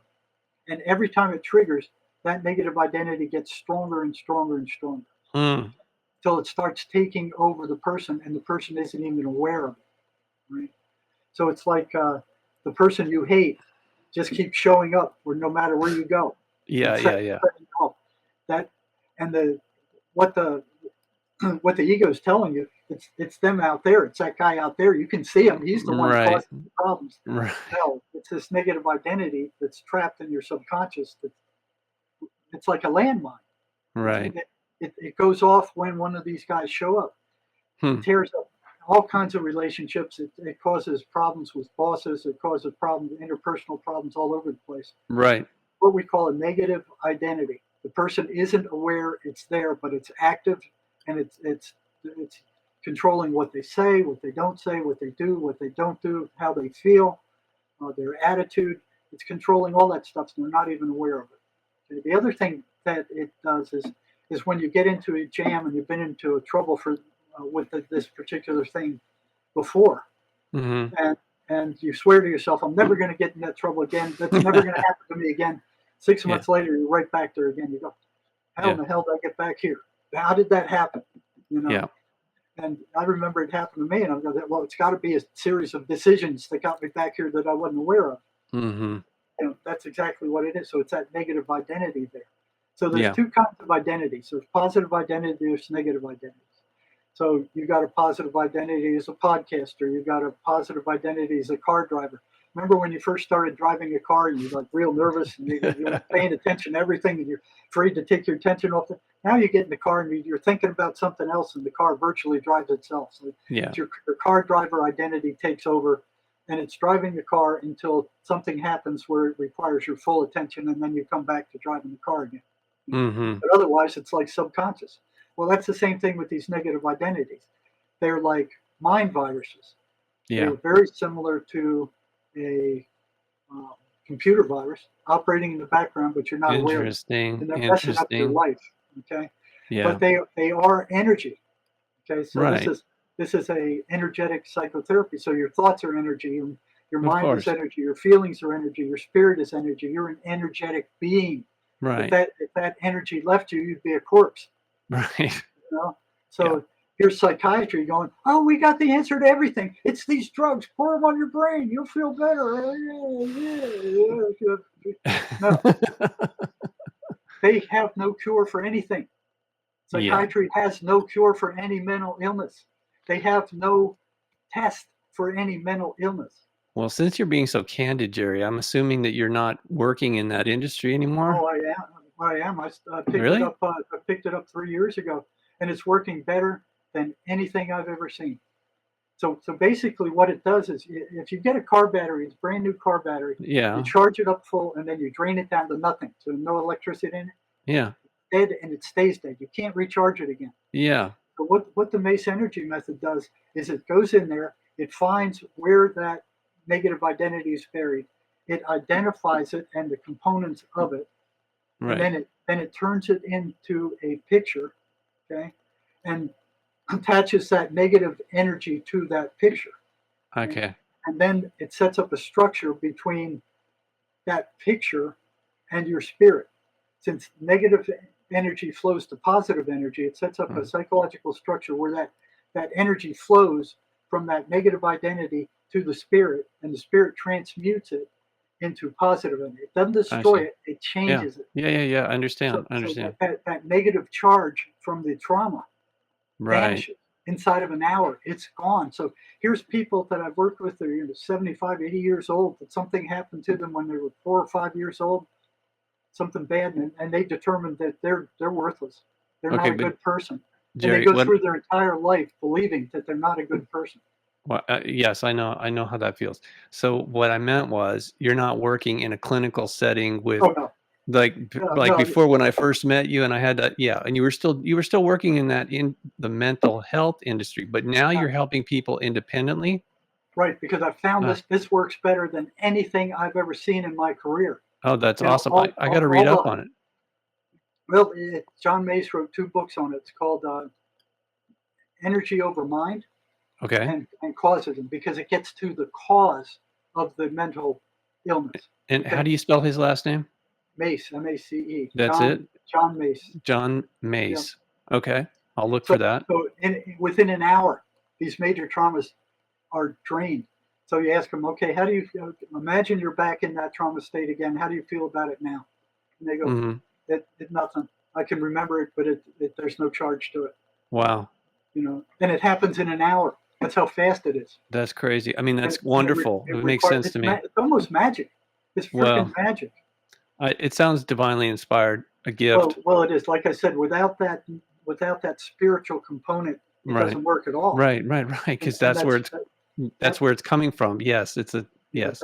So you're actually funneling that negative energy to the spirit to reabsorb it. Okay. And then it's gone. So they will remember the trauma, but there's no emotional charge to it at Connecting them, yeah. Yeah. Now, what I found with schizophrenics, it's a little bit harder. So what it does is it gets rid of that subconscious garbage. Uh-huh. With schizophrenics who the voices are very mild, it will get rid of the voices.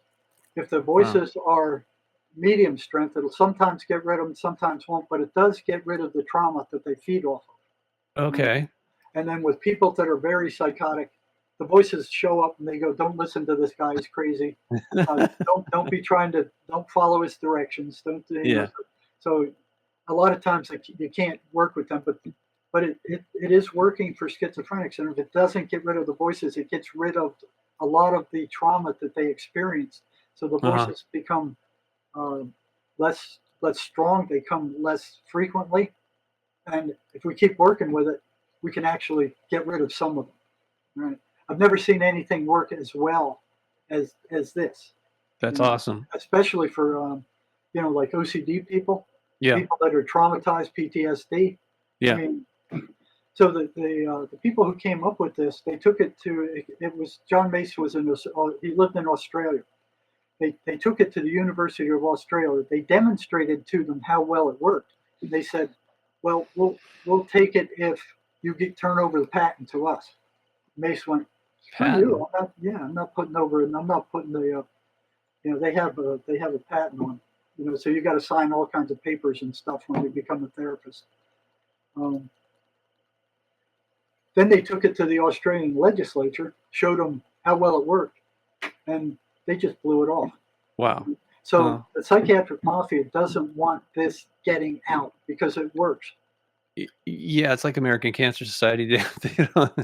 It's too big an industry for them to actually start to help people to live a healthy lifestyle and boost their immune system.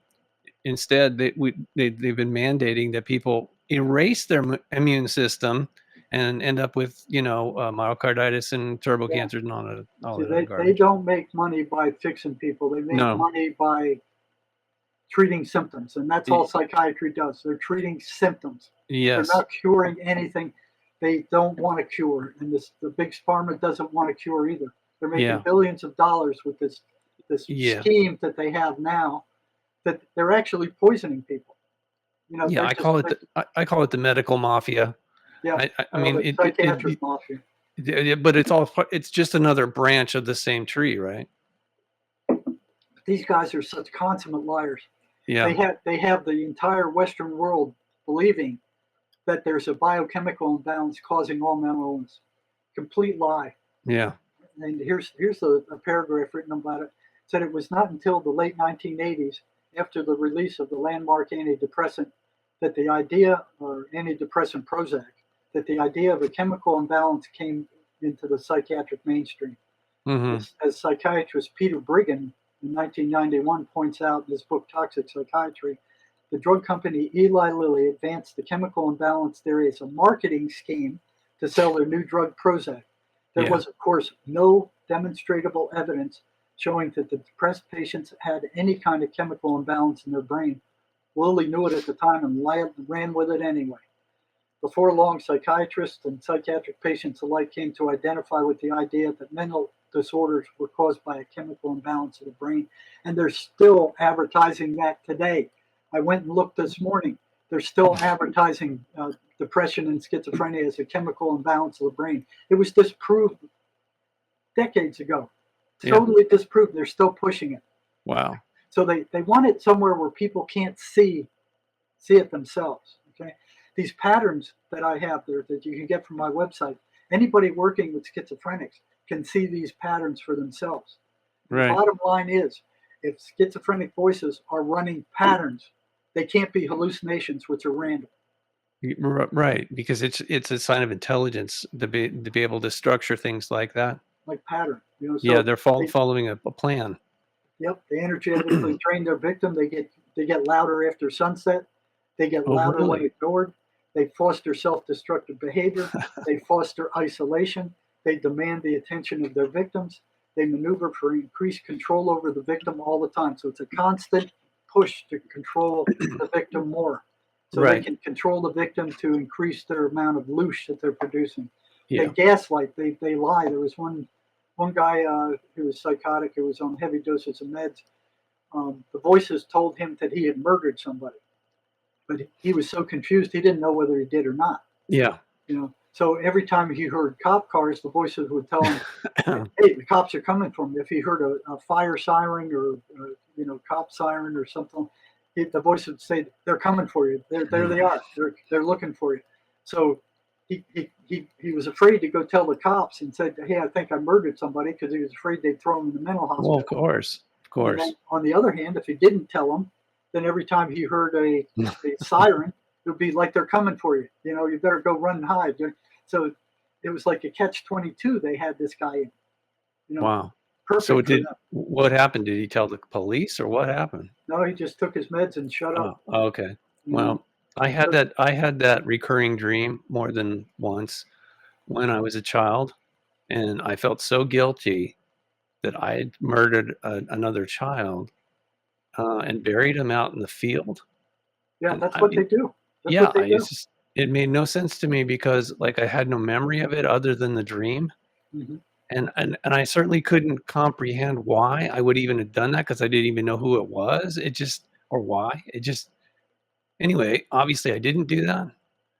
But I remember when I got in trouble, one of the times I got in trouble, and I'm losing my voice.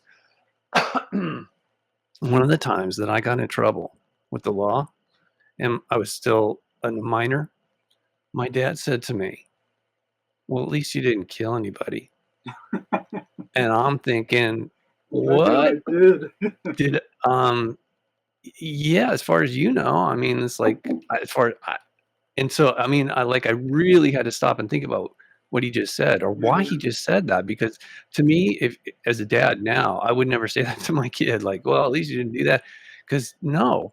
And so anyway, I totally get where you're coming from. They hit in dreams.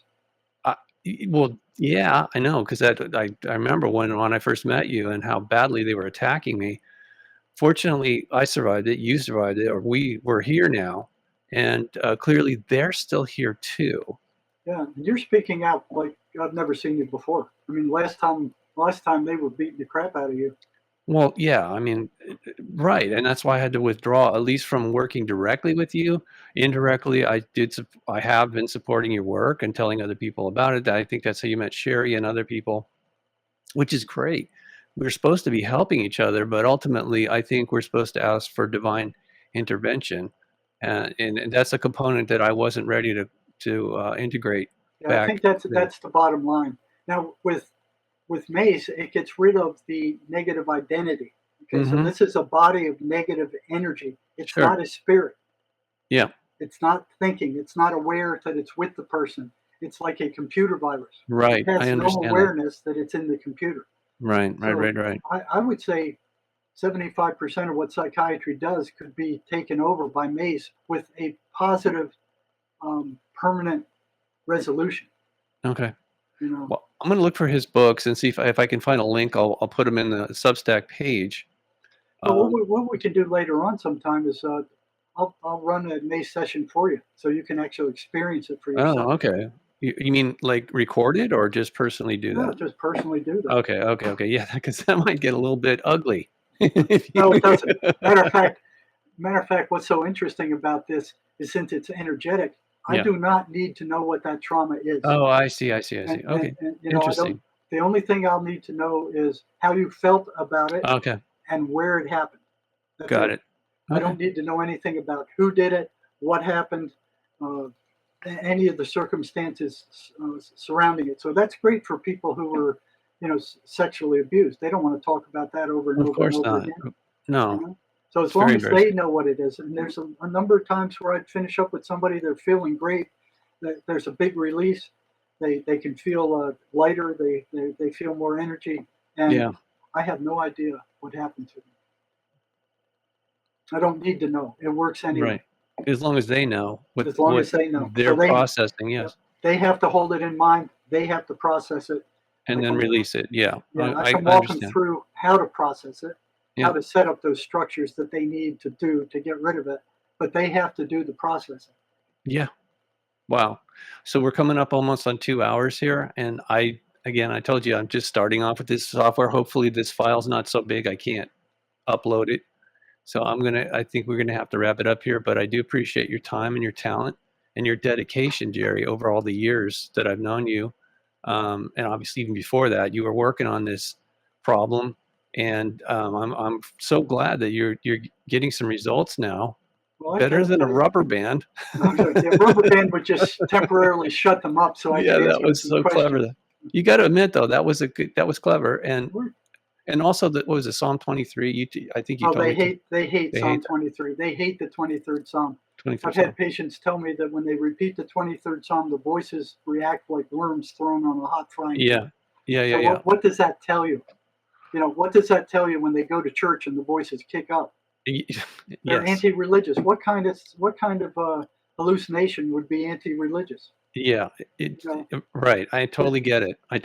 Well, we'll have to continue this conversation again. I'm sorry it's been so many years, but I appreciate you keeping in touch with me behind the scenes. Well, I appreciate you. You were the first one who realized what was going on. You're the one that got me started, even before I was ready to speak out, because I was still working for somebody else at that time. Right. So I was a little paranoid. Well, if this gets out, I'm going to have trouble on the job. So that's when you came up with Dr. J. Yeah. And then from then on, I must have told 1,000 people, well, I'm not a doctor. And then finally, I just gave up. I said, okay, it's an honorary title. I'm not going to keep correcting people for the rest of my life. No, it's just a pseudonym. But anyway, it doesn't. I was just trying to protect you, and I appreciate it. You realized how much trouble that would have caused me, and you did keep it. I tried. You did. I tried. But now I don't care because I'm not working for any of those. I understand. Bozos anymore. Yeah. And they're not even aware of energetic psychotherapy. They have no idea. It's like a Martian spaceship lands on their front lawn. I mean, it works. They have no idea what it is or why it works or how it works or that it even exists, and they don't want it out. Yeah. Because it will upset their system. Well, something that actually works and gets rid of mental problems. They don't want that out. I feel the same way, Jerry, about cancer, that it's like an assembly line, and they're mindless or like automatons working in this industry. And as long as they keep getting a paycheck and the protocols are just like, well, we have our weekly meetings where all the oncologists get together and validate each other's little, positions. And it's just like, oh, really, you guys? Is there anything else we can do? Oh, no, trust us. It's like car salesmen. It's like unbelievable. I've heard over and over again that they've had a cure for cancer for years, but they won't let it out. Yeah. I think there's multiple ways to attack it, but the bottom line is if they would just tell honestly, if everybody knew what the cause was, the root cause, then they would stop doing that, encouraging, amplifying that, whatever the cause is. And it seems to be one of the most recent literature I read is it's electrical in the cell causes it to go from, I'll just give it to you this way since we're talking. When the body needs a new cell, for whatever organ or part of it, it creates a stem cell. That's what scientists call it, a stem cell. And it's like a Lego piece. It basically could fit anywhere, but it has a certain thing. And then when it goes from a stem cell to being, let's say, a heart cell, it's called differentiated, because now it's different. It's no longer a stem cell. It's now a heart cell. So it's different. But when it becomes cancerous, it's called de-differentiated. So now it's no longer a stem cell. It's not a heart cell. It's a de-differentiated rebellious cell that doesn't support the bodily function. So they say there's all these different tumors. No, there isn't. There's only one kind of cancer, and it's parasitic. The whole thing, I'm not saying it's totally parasites are a component. That's proven. But the cells, literally, our cells are somehow flipped, and they believe it's electrical, which you know about, that causes the cell to flip to become this de-differentiated, like an insurrectionist. It's like Obama the renegade. Let's not get political. Even though, yes, I'm very grateful to be here in America. To tell you the truth, compared to where I've been to 59 countries, Jerry, and I know you have. Every time I contacted you, we're somewhere else. Yeah, well, I'm here now. I'm actually in Florida. I was in California, and before that, whatever. It doesn't matter. The bottom line is, it's really not where you live; it's how you live. But you don't want to live in like Somalia or something if you don't have to, or South Africa. I've traveled a lot too, and there's no place like the U.S.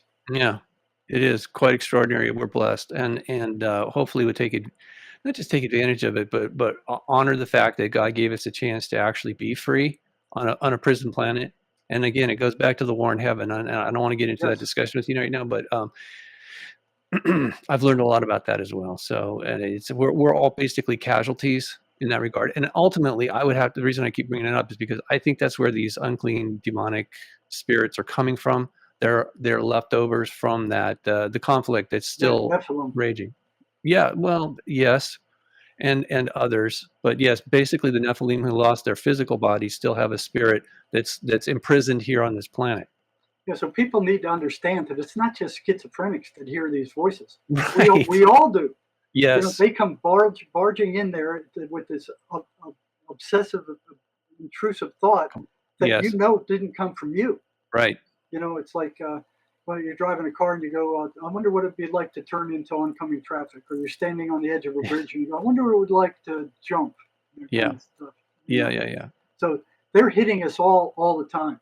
I know. And even those thoughts that are upsetting, they get a little bit of loosh out of those.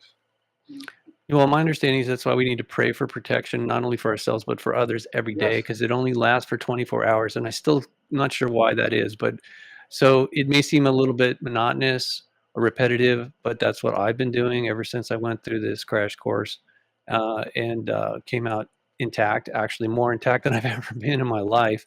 So I mean, it's a blessing and I'm grateful, but I also know there's a responsibility that comes with that. And that's why I've really changed my life entirely after the fact to honor God and to live up to his standards as opposed to, the world that we're living in. And that's where it needs to go, because with schizophrenia, even if you get rid of the voices, just like it says in the Bible, if you don't fill that empty vacant space with something good, they will come back with their minions. And I've seen that happen over and over and over again. Usually people stronger. Yes. Yeah, usually stronger. Because people think it's like having a infection. Yeah. You take the antibiotics, the infection's gone, and you go, okay, it's not like that. It's not like that. You have to maintain. If you get rid of those things, you have to fill those rooms with a positive spiritual practice of some kind. Otherwise, they'll come back with, like you said, stronger and more of them. And I've seen that happen over and over again, where they go, oh, they're gone now. I'm free. No, you're not. You better do the maintenance, or you're going to be in trouble.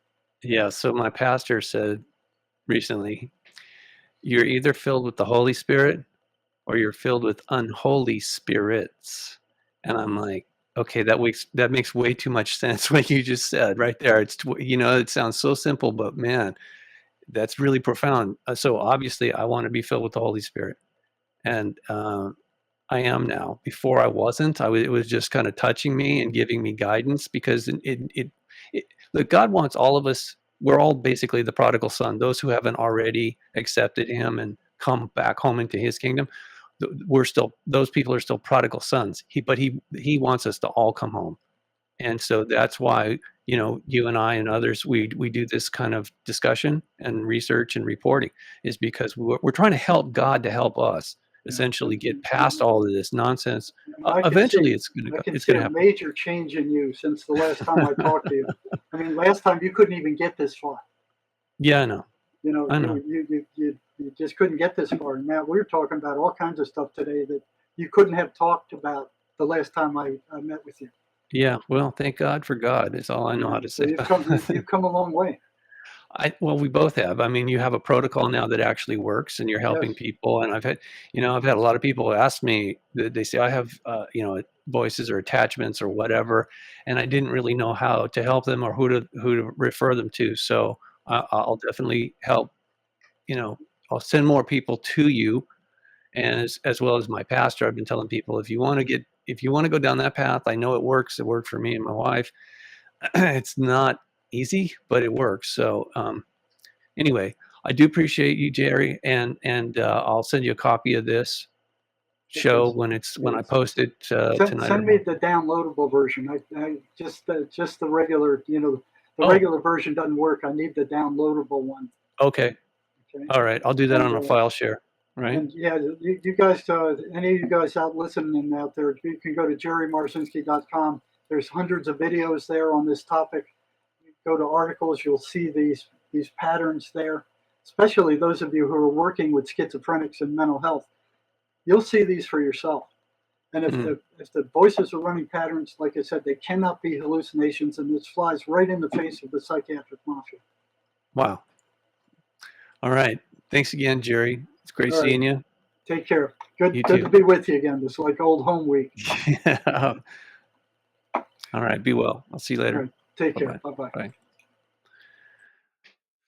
Okay. I hope you guys enjoyed that. I did. And where do we go from here? I'm open to suggestions. I do have some guests lined up further, and eventually I'll be doing this live somewhere, streaming it out to whatever, one of the other platforms. But ultimately, you can see here robertstanley.substack.com. However you came to this particular presentation, that's where you go for the rest of the story. Links down below, and ways to contact me or my guests if you so desire. So, thanks again for tuning in. Until next time, may God bless you always and in all ways. Okay.